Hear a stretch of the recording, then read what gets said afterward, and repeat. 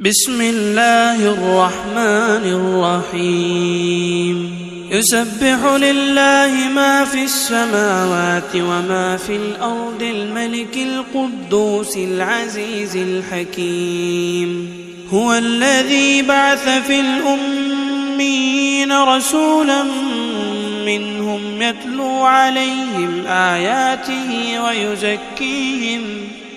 يتلو عليهم آياته ويزكيهم ويعلمهم الكتاب والحكمة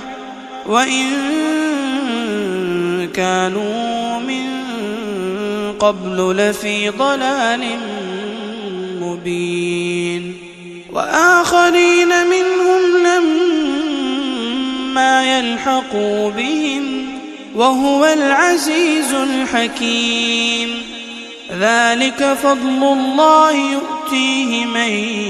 يشاء والله ذو الفضل العظيم مثل الذين حملوا التوراة ثم لم يحملوها كمثل الحمار يحمل أسفارا بئس مثل القوم الذين كذبوا بآيات الله والله لا يهدي القوم الظالمين قل يا أيها الذين هادوا إن زعمتم أنكم أولياء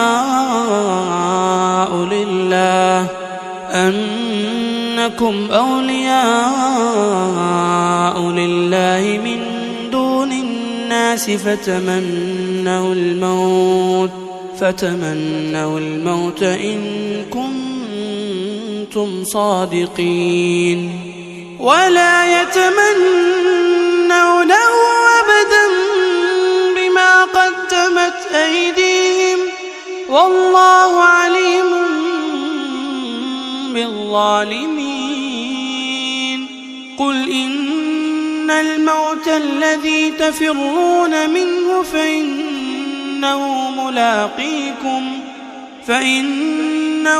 ملاقيكم ثم تردون إلى عالم الغيب والشهادة فينبئكم بما كنتم تعملون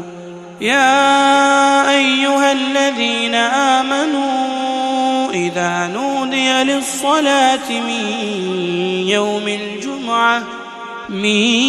يوم الجمعة فاسعوا إلى ذكر الله وذروا البيع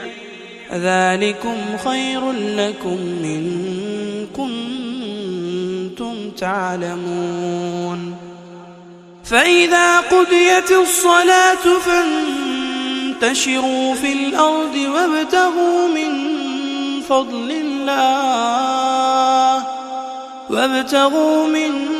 فضل الله واذكروا الله كثيرا لعلكم تفلحون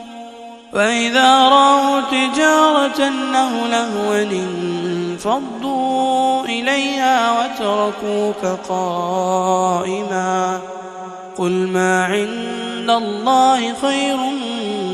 من اللهو ومن التجارة والله خير الرازقين